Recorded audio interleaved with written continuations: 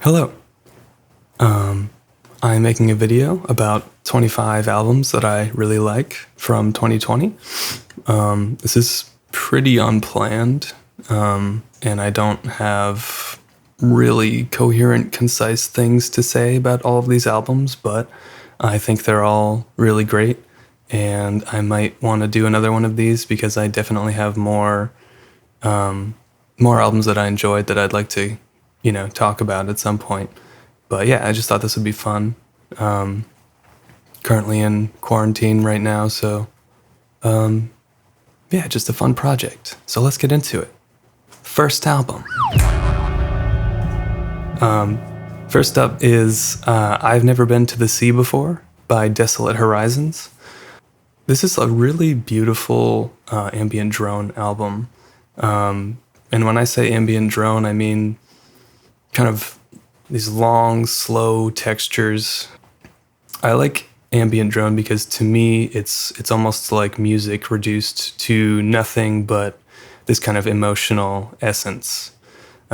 Usually the ambient drone that I really dig is like just totally washed out, like you can hardly tell what the instrumental source was or like what it was used to generate these sounds. And this is one example of that for sure. This is just a really beautiful, emotionally evocative album. Long tracks. I think it's divided into a few parts. And it does kind of evoke the ocean in this kind of like rhythmic, slow pulsating thing, much like the ocean. So yeah, I really like this one. Very good to sleep to or put on while you're just trying to relax. Next up, we have the Memorex EP, or just Memorex EP, I'm not sure, by Steph Mendicitis. I'm not sure if I'm saying that right, but this is a really nice, I would say, just nice and juicy techno EP. Really just like hard-hitting, nice sounds, really good sound design, very satisfying to listen to. I think this is only 4 or 5 tracks, but every one of them is great, and really hits the sort of itch that techno tends to scratch, which is like rhythmic, extremely, repetitious, sound design focused music, which is often, a lot about, in my mind, sort of manipulating electronic sounds and coming up with interesting textures as a sort of means to create emotion, which I guess is true of a lot of electronic music, but techno, I think, is very much focused on just creating these really, pleasant, stirring, driving sounds and tracks and stuff, and this is a great example of that. So, next one, The Sanguinary Impetus by Defeated Sanity. This is just a fucking crazy technical death metal album. Defeated Sanity has done some crazy stuff, and this is no exception to that. Very frenzied, and like, it almost sounds like it's improvised or something, but I'm pretty sure it's not. Very crazy stuff, very over the top. It's hard to say much about this. It sounds a lot like the album cover, just like walls of like punishing, insanity. Next album is Forma / Metabolist Meter by Lucy Railton and Max Eilbacher. Probably not saying that right. This is a split of 2 different, obviously, artists, each one having a side, a track. This is really evocative, just really nice musique concrète, tape music, electroacoustic music, really interesting textures, timbres. It has this very alien feeling, which I think is very typical for a lot of, musique concrète, and this is no exception to that. Really kind of pushes the boundaries of, what I guess could be called music, I guess, to a lot of people would probably say something like that. really arresting, I think is a good word for it. It really is just not like anything else. And I don't know these artists, but I stumbled across this while I was searching for musique concrète from last year, and it did not disappoint whatsoever. It's a little bit hard to find. For some reason, they've disabled like streaming of it on the main Bandcamp release, but you know, if you dig around, you will be able to find both sides on Bandcamp, if I'm not mistaken. Definitely the first side. I'm pretty sure the second side is also there. So, yeah. Next one. VVSS by Sebi. This is... I found this when I was searching for hyperpop, and I think it does kind of fit that description. It's not quite on the same wave as like, you know, 100 Gex or Sophie or something, but if you are into those artists, you probably will enjoy this.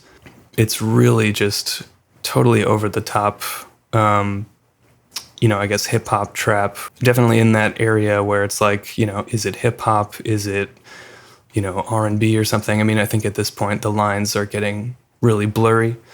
But I will say that, you know, everything is auto-tuned, everything is sung, but it definitely has more of a hip-hop feel. And the production is just totally saccharine, you know, sweet, syrupy. I guess, you know, it's kind of on the level of like Playboy Cardi or something, where he's kind of doing the baby voice thing. But I think it really works. I think this is a really nice album, very fun to listen to. I think that's definitely the big word here, is just fun. Kind of silly, not heavy, you know, it's not like something that you're going to write a thesis about or something, but, well, maybe you will, I don't know. Probably that would be a better thesis than most of the music that people would write a thesis about, so, yeah, definitely recommend this. Would have loved to find more stuff like this from this year, but I was hard-pressed to find more like it, so this is kind of the only thing on my list so far that's similar. So any recommendations for stuff like this? That's just super solid. You know, another thing I would say about this is just every song is like, it's very consistent. Every song is just really nice, fun, catchy. It is homogenous, but there's enough variation, and the sound itself, to me at least, is interesting enough where I enjoyed listening to the whole thing, and I'm probably going to listen to it quite a bit more. So next album. I don't really know how to say the name of this one. I want to say it's Odeyalo by Fourstep, but I'm not sure.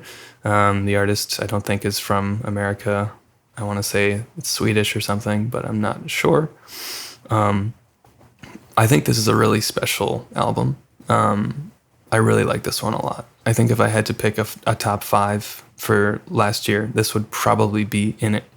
Really, really unique sort of sound world established by this. This is a sound collage album. There's something kind of mystical and mysterious about it, but it also has a lot of emotional resonance to me.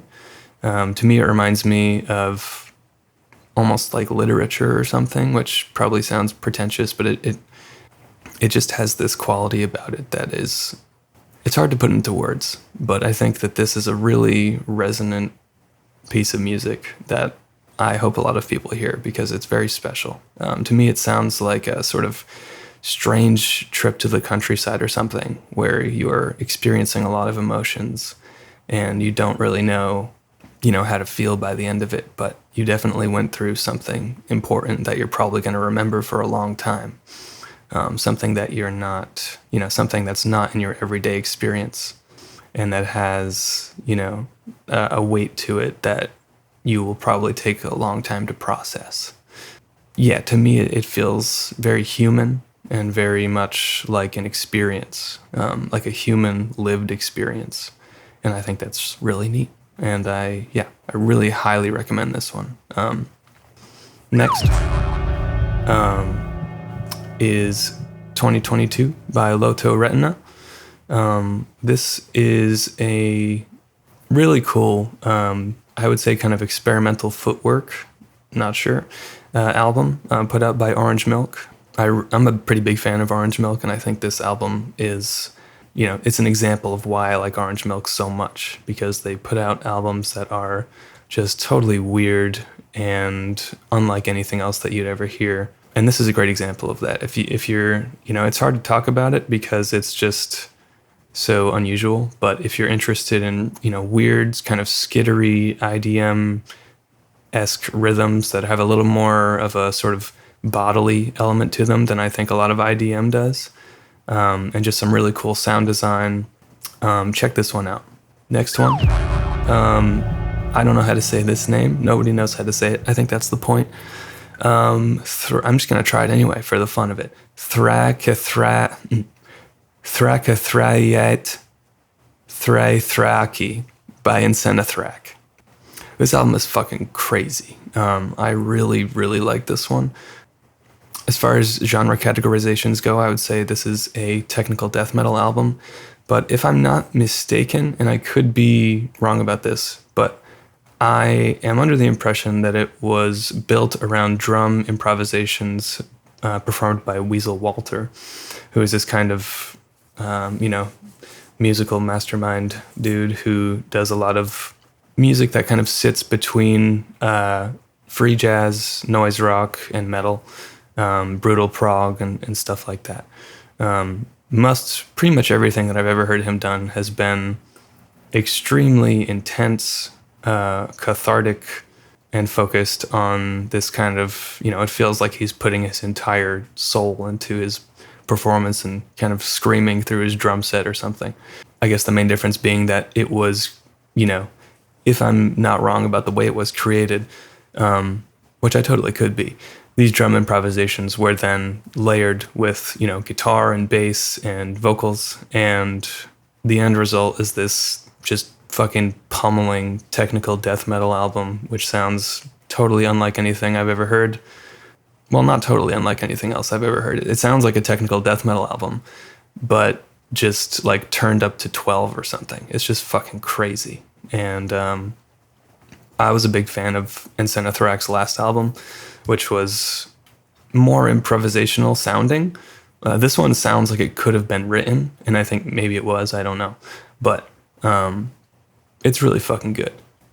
Next one. Next is Asbestos Mouth by Terms. This, I think, is a really great example of this term that has flown around on Facebook and in other places, I guess. Dark Chaotic Math Rock. There's this Facebook group that talks a lot about music like this, and this is just a perfect example.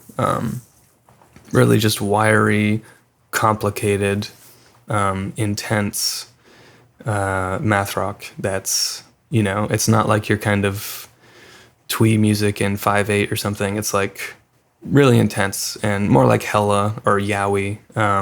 If I'm not mistaken, the guitarist from Yowie is in this band, and you can totally has that emotional, vibe to it, and it's a really good vibe.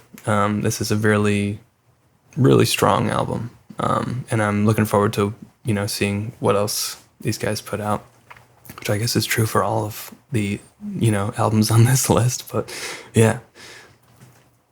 Next is Epipennic by Beats version 2.0999D. Obviously, it's got a pretty intense artist name here, but this is a fucking batshit crazy noise grind album, and I don't know much about, the creation process. I don't know much about who made it. It has this kind of cool, mysterious vibe, almost like something you'd find from just like scouring, the depths of some tape bin or something. Just, yeah, this is a fucking insanely distorted, loud, crazy noise grind album. If that sounds like something you're interested in, I highly recommend this album. It's fucking bonkers. Next is Diagnostics by Matthew D. Gant. This is another Orange Milk album, like 2022. This is like essential Orange Milk to me. Like, this just sounds like this label compiled into one album and one artist. Just, yeah, bursts of like weird MIDI sounds and like crazy sound design. It's really over the top, intricate, very detailed oriented music. It definitely has a lot to do with musique concrète, but it's so sort of heavy with computery sort of electronic sounds that it doesn't really bear a lot of resemblance texturally or aesthetically, I guess, to a lot of more traditional musique concrète. Yeah, this is a really interesting one, very experimental, I guess you would say. I really enjoyed it, and I think, yeah, if you do check this out and you enjoy it, same with 2022, definitely check out more of Orange Milk because they do a lot of really cool stuff. And I wasn't able to check out everything that they put out this year, but from what I did sort of sample, I thought this was definitely really stand out, and I highly recommend it. Next, we have Death by the Guts. It reminds me a lot of Every Time I Die, like in their sort of gutter phenomenon, more earlier phase, like Hot Damn phase, where they were doing fun party, party style metalcore. It doesn't strike me in the same sort of cringy way that a lot of metalcore does, though. I feel like these guys hit a really good balance of like really interesting, like they clearly care about the composition and the musicality of what they're doing, and I think that shows. But at the same time, it's really fun to listen to and just like blast and have a good time too. So solid, just like metal album for having a good damn time. Next up is Texo. Don't know if I'm saying this. I'm gonna fucking butcher this name, but this album is really cool. So I'll give it my best shot. Texo by X as the first letter is tricky. Jose Luis Romero and Aliboria. I could be totally wrong about that. I don't want to say too much about this album because I know that I'm going to fuck up something about it because I don't know much about what goes into this music. I know that if it were in a record store, it would be in the world music category, but I don't know, precisely where it might hail from stylistically or, historically or whatever. What I do know about this album is that it primarily consists of two sort of sounds, and if either or both of these sound interesting to you, then I definitely recommend, checking this one out. Sound one is just like big, boisterous, percussion ensemble music that's playing these really like bodily, almost, kind of trance-like, but still very interesting rhythms. There's some really unexpected turns in some of the tracks. It's not just like they're playing, the same thing over and over again.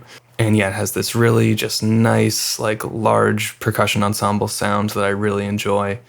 Second sound is vocals. So it's pretty much an album of drums and vocals.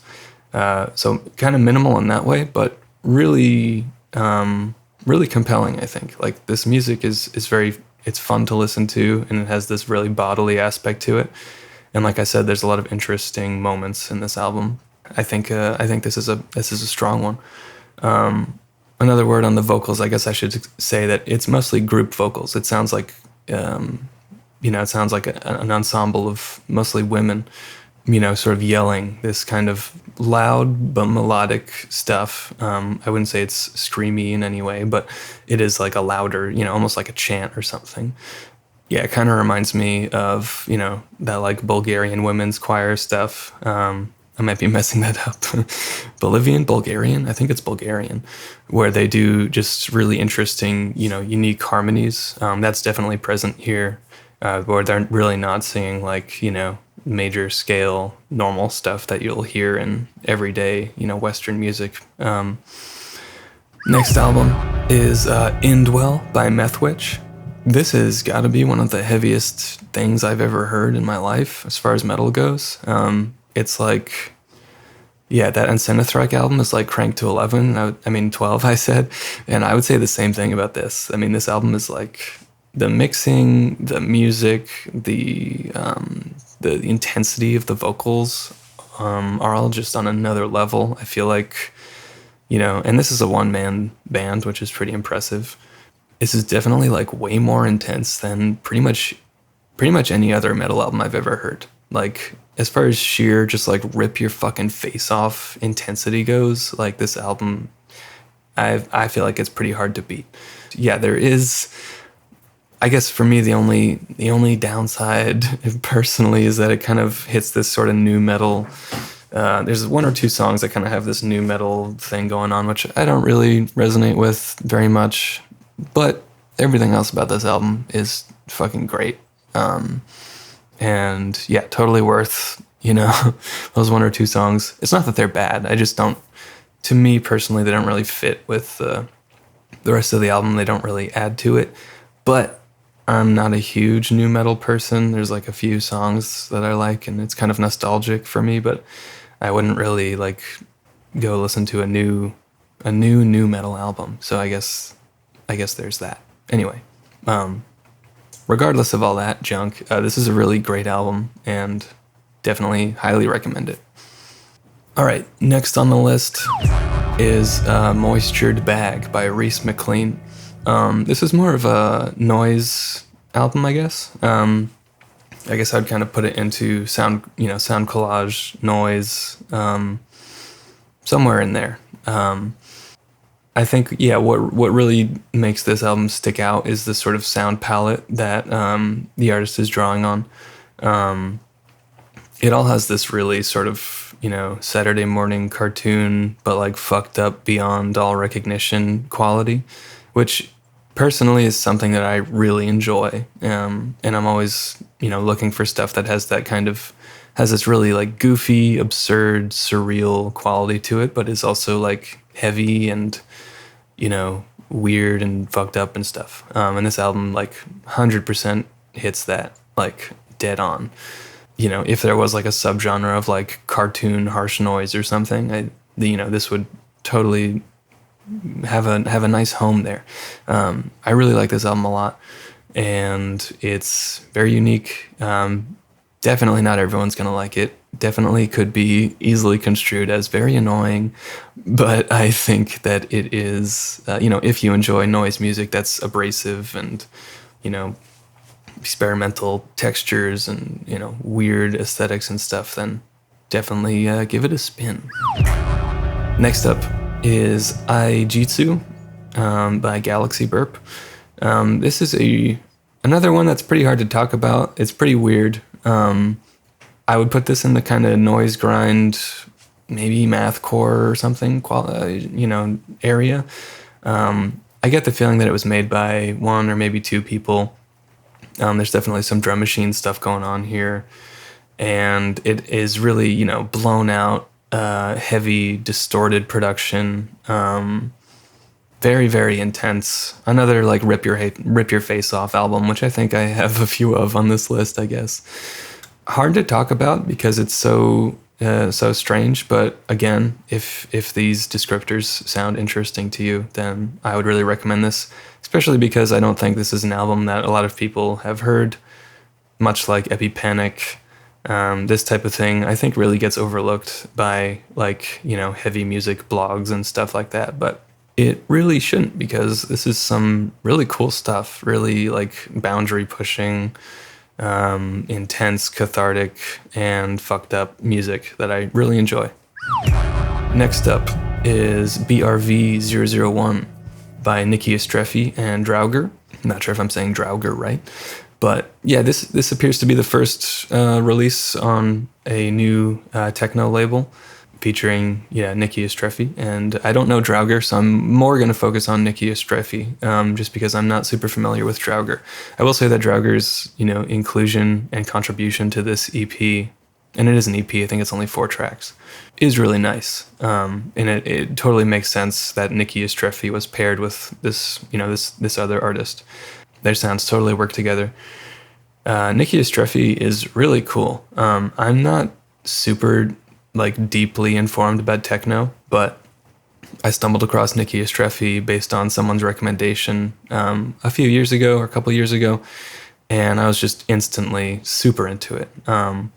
Nikki Streffy has this really intense, I would say claustrophobic techno production that just does not sound like anything else I've ever heard.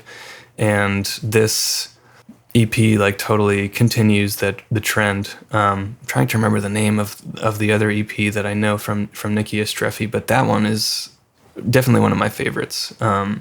As far as just music goes in general, I really love that EP, and I think this continues that trajectory of just intense, weird sound design that's like really claustrophobic and like really anxious, but like emotional in a way. Like, feels to me like this was written or, created from a very kind of emotional place. To me, it has this almost like expressionistic quality to it, where it feels like this artist was trying to convey this feeling of being, trapped or, extremely anxious. Listening to it is almost, I guess, triggering to me sometimes because it's just so. It feels like, it almost feels like an anxiety attack, but like pleasant to listen to, I guess. There's something strange about music that is like that, where it's like, this is clearly focused on some negative emotions here, but it's very compelling. And I would say if you do check this out and you enjoy it, definitely check out Nikki Streffy's earlier work, especially the tracks Red Armor. That one specifically is one of my favorite, songs in general. I really like that. So yeah, next one. Him by Lop Abuse on Somebody. This is a Japanese math rock band, and it sure as hell sounds like a Japanese math rock band. I don't really think they're doing anything that's totally boundary pushing. I've heard a few Japanese math rock bands in my time, and I really like the sort of, stylistic niche that I feel like a lot of these bands are carving out, which is this kind of emotional, almost pastoral feeling math rock that's just, it's still interesting to listen to, but it's kind of calming and relaxing at the same time. And yeah, it has this kind of purity and this light about it that is really pleasing. Yeah, I'm not going to talk too much more about it because it's a fairly straightforward EP, but I think that this is a strong one, and I really like this band. Definitely check out their prior work too if you dig this. Next one is Hapoleptic Overtrove by Behold the Octopus. Yeah, I couldn't not include this album in my list because Behold the Octopus has been one of my favorite bands for years, like since high school. Really dig them just in general so much, and their approach to making metal music. To me, it feels, and I think to most people, it feels totally different than, most metal music, to the point where it almost feels like it's post or something, but it, whatever. The thing with this band is that all the music is written, composed in this kind of, I guess I would say composerly fashion, prior to the music being, rehearsed or recorded or anything. And I guess to that, with that being said, it sounds like 21st century classical music or 20th century classical music, where it's just really focused on dissonance and really interesting harmonies and rhythms that you just won't hear anywhere else. This is a kind of controversial band because I think they really push boundaries, and metal tends to be this very sort of elitist, almost conservative musical space from what I gather and from comments that I read and stuff. But I really don't understand why that is. I don't like elitism, I guess, in general, or sort of, staying true to form forever and just rehashing the same, sounds and ideas over and over again. There's a place for that, but I think we, as a society, should be open to people who are doing things that are, pushing boundaries and pushing envelopes. And Behold the Octopus is nothing if not that. This album specifically is interesting because it doesn't really use a traditional drum kit, like a metal drum kit with, kick and snare and cymbals. I mean, I'm pretty sure those are in the kit, but the main focus, percussion-wise, is on, I guess, percussion, where it's not really like, I actually saw them perform some of this music live, and I No, he was sitting, but it reminded me of a percussion ensemble concert that I would have, that you would see in like a college or, a percussion ensemble. I don't know. It's not normal metal. It almost, I've heard it described as like almost like Looney Tunes-esque, with the kind of absurdity of the percussion and the sort of compositional intensity that it sort of embodies. And I do get that, and I like it personally. I mean, I think, it's ridiculous and very interesting. And Colin Marston, who composes the music, as far as I'm aware, he composes all the music. Apologize if I'm wrong about that, but he just has musical ideas that are so unique, and his sort of aesthetic sensibility is just, to me, is fantastic. Like, that's why they're one of my favorite bands, because, in a way, it's kind of very normal music where it's an ensemble of, 3 musicians playing composed music, like a chamber ensemble or something. But the specific notes and the specific rhythms are all just so interesting. Yeah, I'm a really big fan of like harmonic intrigue, I guess, and harmonic complexity and stuff. And this band has always had that in spades. And rhythmic complexity and rhythmic intricacy as well. Always had it in spades, and this album is just another, entry into that, tradition that they've established for themselves. I don't think this is their strongest work ever, personally, but I do think that it's fucking incredible, and I highly recommend it. Next one. This is another album from the same label that put out that Fourstep album that I talked about earlier. This album kind of hits a sort of similar vibe as the Fourstep album. I would say that this one is even more kind of relaxing and just purely beautiful than the Fourstep album, whereas the Fourstep album is kind of mangled by this mysterious, like, enigmatic quality. This album is more purely just like good vibes, but like weird and glitchy and like sound collagey. It kind of has the vibe of like, if you were to record some musicians playing just really nice, pleasant, relaxing music, and then sort of chop it up and create this kind of musique concrète, sound collage type thing out of it, almost like oval. It really also reminds me of Masakatsu Takagi, who is this really great other, Japanese composer who makes really heartfelt, just so heartfelt, like electronic, glitchy, weird music. This really reminds me of that.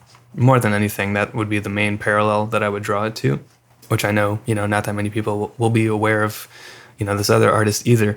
But yeah, there's some really pointed, like, emotional notes hit on this that I think are, at least for me in my sort of musical wanderings or whatever, pretty hard to find music that feels this sentimental and like meaningful. It feels like taking a vacation, again, like the other album from this label, taking a vacation, but this time it's like with somebody that you're in love with. You're just like falling in love with them over the course of this trip. The album cover, I think, kind of crystallizes that in a way. I think that this album is really beautiful, specifically the track Copenhagen. If you're going to listen to just like one track to preview this one, definitely give that one a listen, because gave me some feels for sure. And I don't find a lot of music nowadays that is just super emotionally stirring. So to me, there's a very special thing about this album that I hope more people experience, because I think, honestly, I feel like music like this definitely has the capacity to improve people's well-being in a significant way. Reduce anxiety and sort of remind us of why life is beautiful, honestly. So yeah, really recommend this one. Next up is Wishes by Asuno Jokai. Probably not saying that right. But this band is a kind of, I don't really know exactly how to describe them. They're sort of a black metal, they're a metal band that I guess their fundamental genre is black metal, but they sort of mix styles and sounds and stuff. I've heard them described as being sort of jazz influenced, but I think really that's only restricted to a kind of harmonic thing where, yeah, they're playing like jazzy chords, but it's not improvised or anything like that. With that being said, I think the fact that they are picking jazzy chords really strongly works to their favor. I think that's really the thing that stands out to me the most when I listen to this album is like, oh, this is like a pretty normal metal band, but they're picking chords that to me are really interesting and like emotionally resonant and stuff. Yeah, there's a lot of emotional weight and like intensity to this. It has this kind of yearning, melancholy, sad, wistful quality, much like the cover would impart. And I think it totally works. I really like this band. And I really can't wait to hear what else they come up with because it's, just really good, emotionally driven metal. Next up, we have EU Music by Focusrites. This band is another fucking melt your face off, like batshit insane band.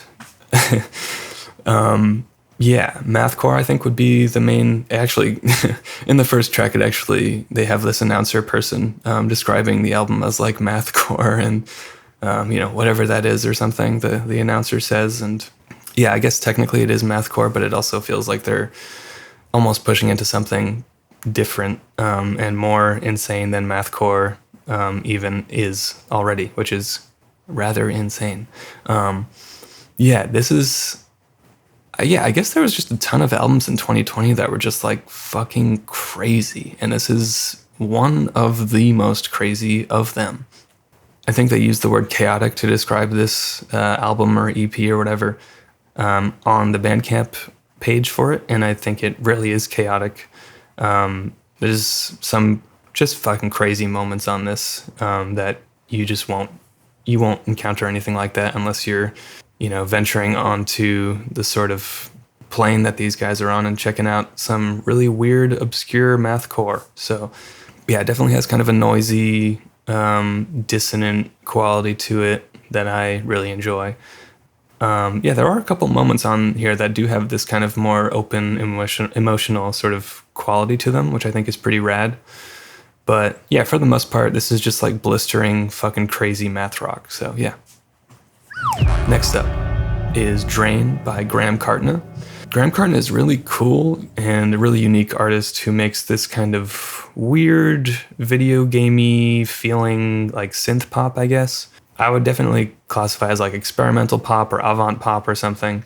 Definitely has the feel of something that was made in one person's like bedroom or something.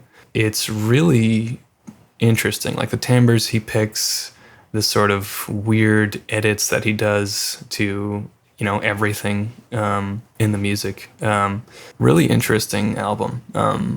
I think some of his work before this was probably a little stronger. I'm a little more of a fan of his albums Shoot the Moons and Ideation Deluxe, but I still think this one is great and totally worth checking out. It's a very weird, like, pop album. So if that's something that sounds interesting to you, definitely give him a listen.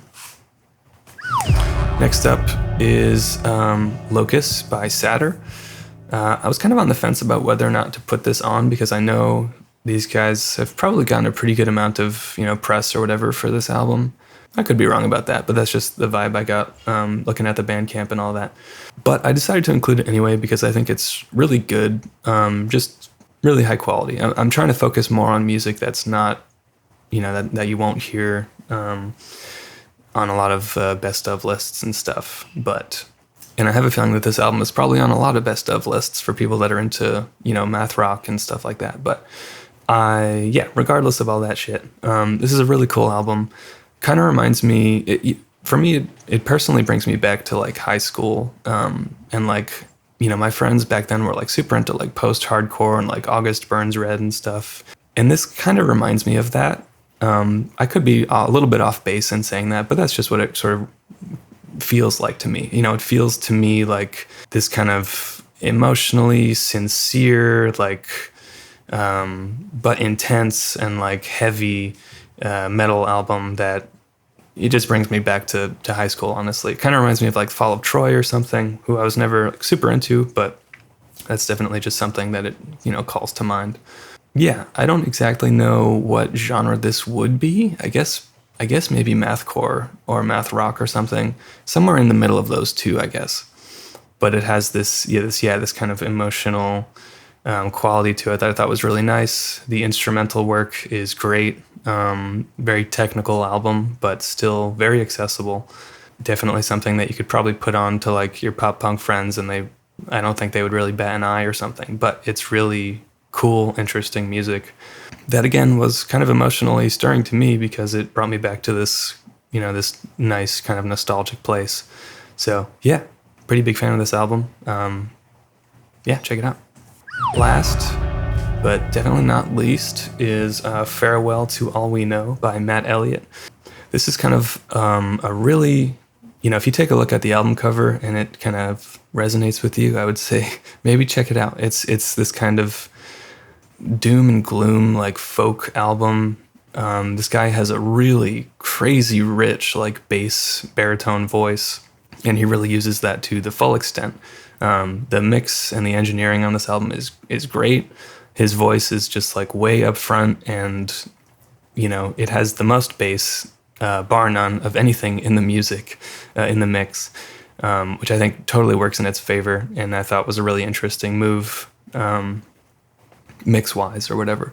But more importantly than all that, this is a really sentimental, sad album, that to me, a few albums on this list have been emotionally stirring, but that's a big part of why I included them. And I think overall, like in music in general, at least for me, as I've said before in this video, it's pretty hard to find stuff that's like, that really hits on a kind of emotional note in a way that I think really works. And this album, I think, does. It's definitely probably the most accessible thing on this list, probably the most like normal music of anything on this list.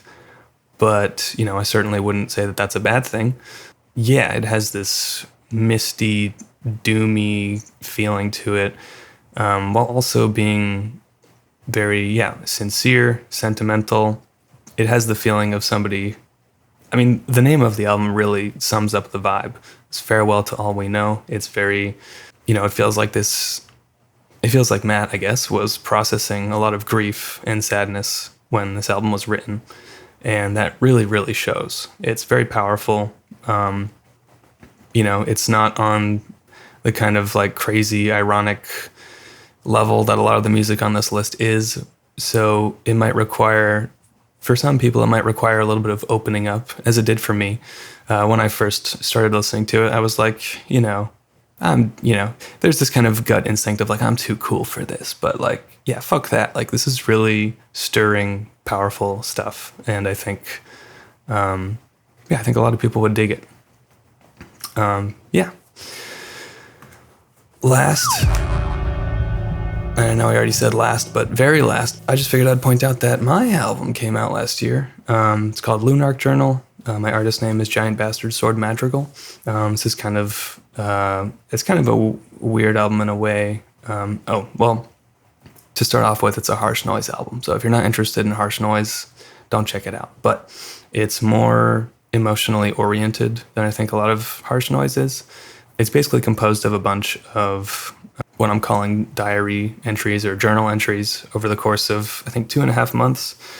Each one's about a minute long, and there's, I think, 28 of the short ones, and then there's a few longer tracks at the end. But yeah, I don't want to spend too much time talking about it because it's my own music and I don't want to be overindulgent, but I think it's a pretty neat album. To me, definitely has a lot of meaning and significance, and I hope that is imparted to you if you check it out. Anyway, I've never done something like this before, and I don't think I did the best job ever, but I hope that it was compelling, and I hope that it turns some people on to some really cool stuff that they wouldn't have heard otherwise. I still have pretty good amount of albums that I didn't talk about, so I might make another one of these videos depending on how easy the editing process is and depending on if people like it and stuff. But yeah, I hope you enjoyed, and let me know what you think.